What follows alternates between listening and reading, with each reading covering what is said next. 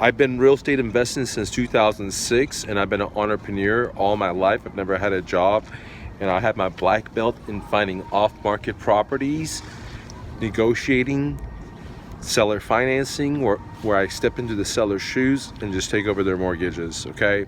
And this is what I'm going to talk about today, why subject to investing is like having sex with the beautiful baddies, okay? Number one reason, let's just dive in, is that, you know, the traditional way of buying real estate is hiring a real estate agent and then going and getting a loan from a bank and signing, you know, a lot of paperwork, putting a good sum of money down, and also putting your neck on the line by signing what's called a deed of trust, which allows the bank to come after you personally, not only take the property, the collateral, but also come after you personally, okay? And that's the traditional way, okay? That's like going and talking to a 5 or 4 or 3 or 6 or 7, okay? Now, the way that, the reason I say, you know, it's kind of like, you know, porking the baddies, the hottest women, is because the way I find property is I market to different pools of motivated sellers. For example, people going to divorces, people going in inheritance, etc. Okay, there's many different types, and then I market to them, and when they call me, I use a filtering system, which all the stuff you can get for free at myrealestatedojo.com. Click on start. My course is free, and then same stuff that I giving you for free is what I use. I use my Ninja phone script and I filter them. The ones that are highly motivated, I give them offers to buy their house at a deep discount, and I mean deep discount. And I go into my offer letter, which you give to the seller, right into my free script, or I offer to buy their home by just stepping into their shoes, aka that means just like I just take over their mortgage payments and move in, okay? And therefore what that means is I don't have to qualify for a loan. Another important thing for me personally is that I negotiate what's called a non-recourse loan, and what that means is that if I default, which I'm not going to because I'm making a promise to someone, but if I do default, that the seller can just take the collateral or the property, but they can't come after me personally to hurt my credit, okay? And that's, I think, is very important, because we live in a society where everything's credit based. Now, I don't personally believe in the credit system, but you know, it's just something I just negotiate in there, okay? The other thing that makes subject twos very sweet, like being with the baddie, being with the most hottest girl, in real estate investing, is that I don't have to pay all the junk fees. If you never bought a house before, when you traditionally buy a house with a real estate agent, you're gonna have to pay all these fees. Like you have to pay all these closing fees, which is like roughly 3%. There's all kinds of like prep fees, notary fees, this. Title policy is usually 3%, you know, on let's say $300,000 homes. It's a big chunk of money, okay? And on top of that, you're paying the real estate agent another 3%, on buyer side 3%, seller side 3%. So all in all, you're looking at like 9 to 10%, okay, easily. And so that seller that's motivated that I'm buying their home, they've already paid all that junk fees. They already bought a title policy on that property, right? And to make sure there's no clouds and, you know, it's clear title and all that good stuff, right?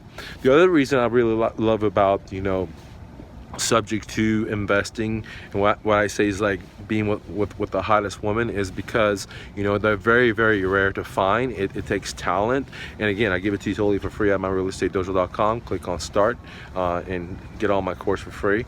They're hard to find, but another important thing is that the amortization, okay? Most people don't realize, like, when you buy a house, for the first, you know, 7-10 years, when let's say your payment's just only $1,000, okay? Most people's payments are way more than $1,000, but just say it's just $1,000. Out of that $1,000, for the first, let's say 7 years, 10 years, the lion's share is going to pay the interest versus the principal reduction. Listen to me, champ, brother. Majority of these stinky bankers have set it up in a way where they're getting their lion's share of their interest only upfront from you. So instead of, let's say you have that $1,000 paying a month, maybe $100 or $200 is going towards your principal reduction. $800 is going to the interest, okay? Just interest, and the interest doesn't reduce your principal, doesn't reduce your debt, it just goes into their pocket.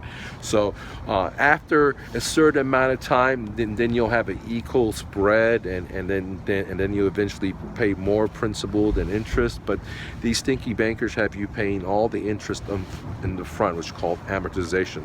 So when, let's say, I find a motivated seller, they lived in the house for 4 years or 5 years, now I'm leaning towards more of, where I'm paying more of the principal versus the interest, okay? And the longer the seller's living in the home, of course, that increases possible equity if they haven't refinanced it or done a halo or something like that, something stupid.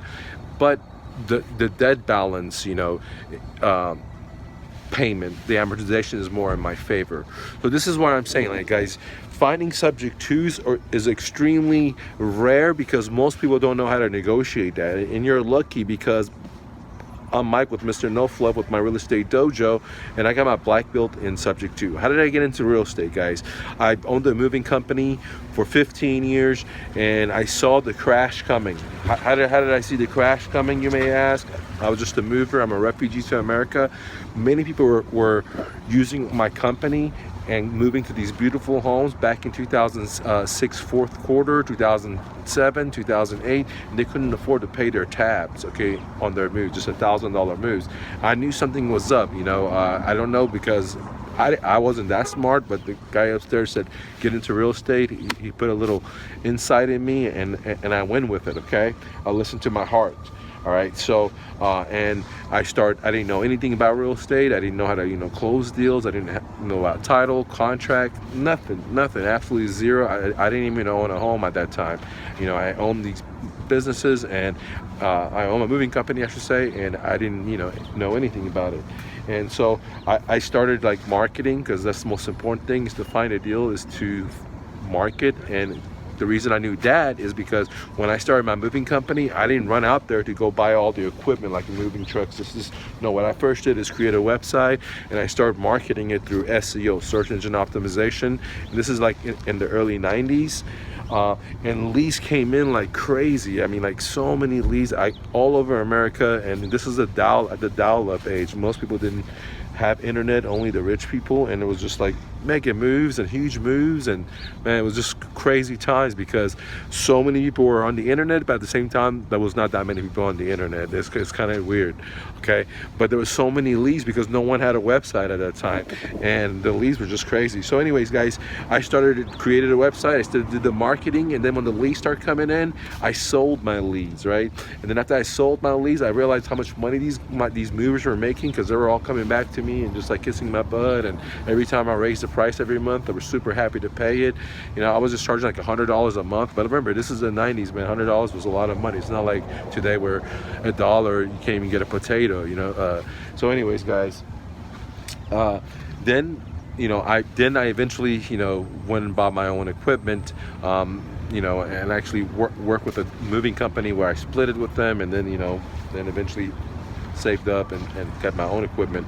But that's why I knew that in real estate, I wanted to create the leads first versus just going out there and spending all this money setting up LLCs and this, because if I couldn't create the leads, then there's no reason for me to do anything. And once the leads came in, the next thing I realized is, man, now I got to know how to talk to these guys, right? What am I going to say to them?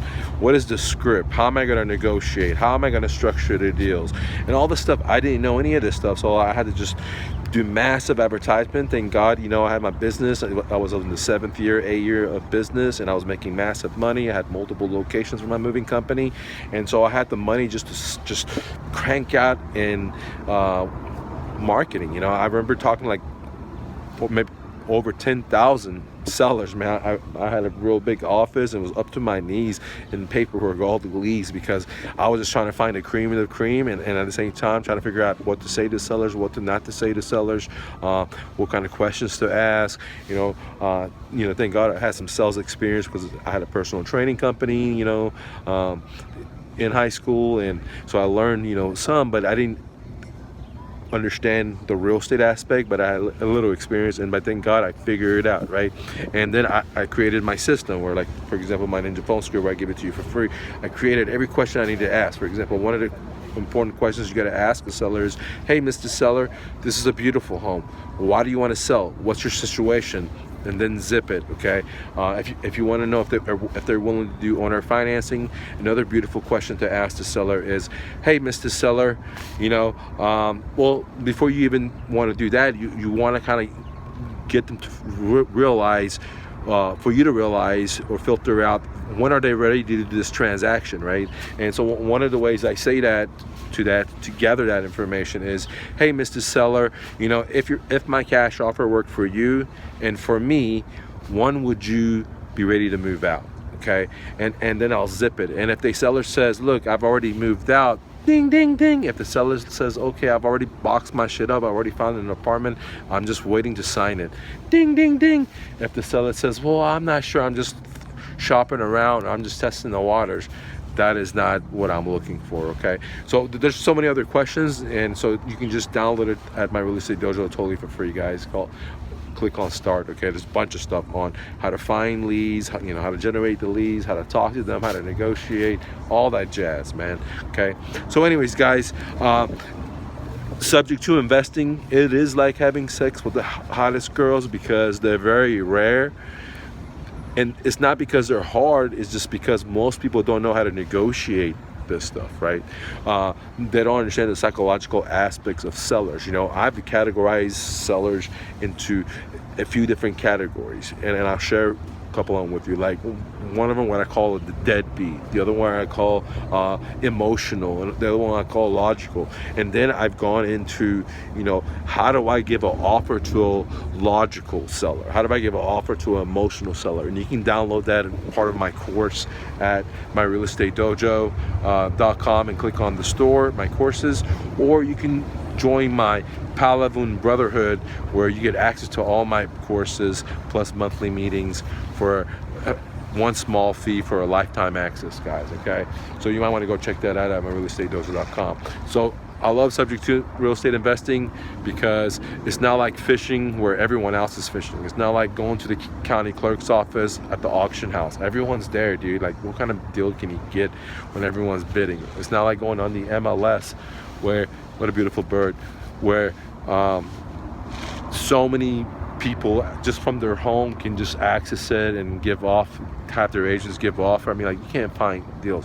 What I do is I market to deals that no one else is there. I'm like the only one there, or maybe one other person. Usually I'm like one of the only people there because I do stuff that most people don't do. And I share that information with you for free. So anyways, guys, don't take no for an answer. Be your dreams. Peace.